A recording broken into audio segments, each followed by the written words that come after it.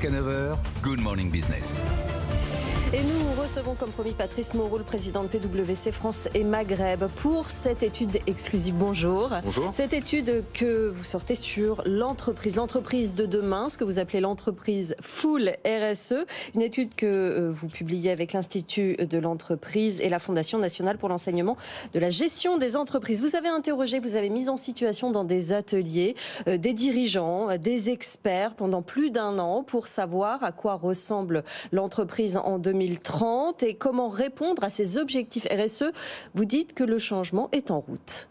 Absolument. Alors je rappelle, c'est une étude qui a été réalisée entre septembre 2020 jusqu'à novembre 2021, donc sous l'égide bien sûr de l'Institut de l'entreprise avec la FNEJ comme vous l'avez dit et donc PwC. C'est une étude qui a regroupé 240 participants issus de 90 entreprises, 10 associations professionnelles, 30 experts du monde académique, donc extrêmement large.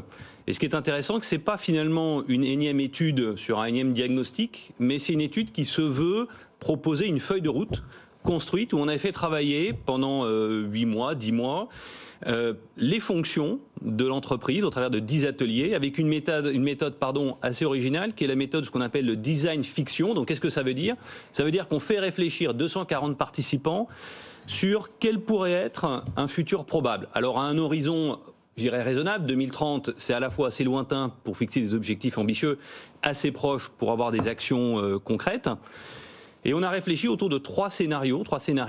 Donc un avec une accélération technologique, une mutation profonde. Un deuxième où là, pour le coup, c'est un peu moins brutal, un peu moins rapide, mais avec des modes alternatifs de consommation. Et un troisième qui est en fait un scénario un peu de décroissance. Alors justement, Patrice Moreau, c'est vraiment le sujet du moment, la transformation RSE des entreprises.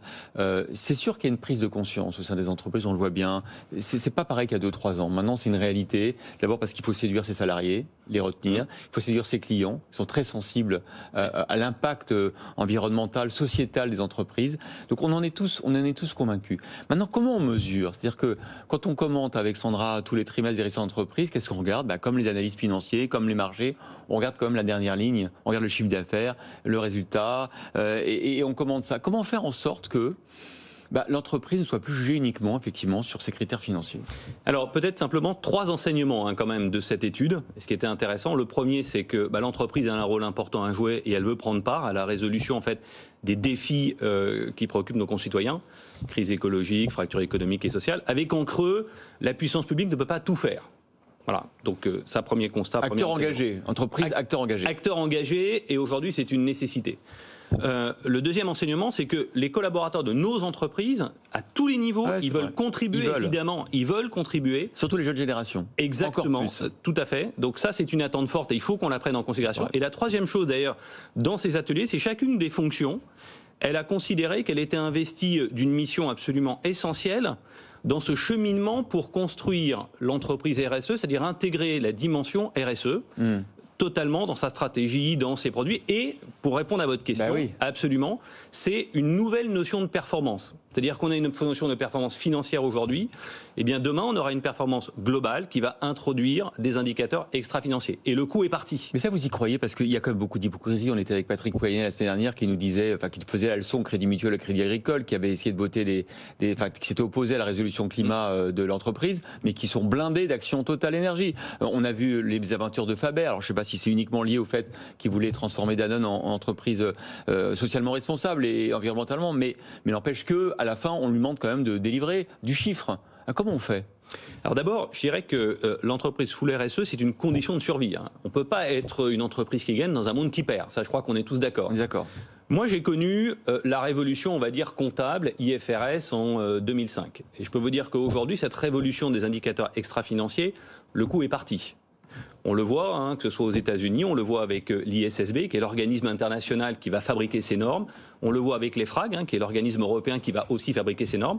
Donc ça va être une réalité dans les années qui viennent. Alors évidemment, on voudrait tous que ce soit accéléré et que ça aille plus vite, mais cette notion de performance globale, elle va devenir une réalité, ça va devenir extrêmement concret. On ne peut pas être une entreprise qui gagne dans un monde qui perd, et l'entreprise full RSE, c'est la condition de survie absolue pour les entreprises. Est-ce que la France a un rôle de précurseur ou au contraire est en retard en la matière dans cette recherche? Alors la France a toujours eu un rôle de précurseur, ça c'est une réalité, on l'a vu. Tous les textes qui ont été produits au niveau des directives européennes sont souvent en fait provenance de France, de la France. Hein. Donc la France a un rôle précurseur, mais aujourd'hui toutes les autres juridictions, tous les autres territoires accélèrent et vont très vite. Donc il faut garder ce momentum pour cette entreprise full RSE. Et vous croyez qu'en 2030, quand on commentera dans Good Morning Business les résultats des entreprises, on donnera pas seulement le résultat net, mais on dira aussi sur les critères RSE, voilà où telle boîte en est?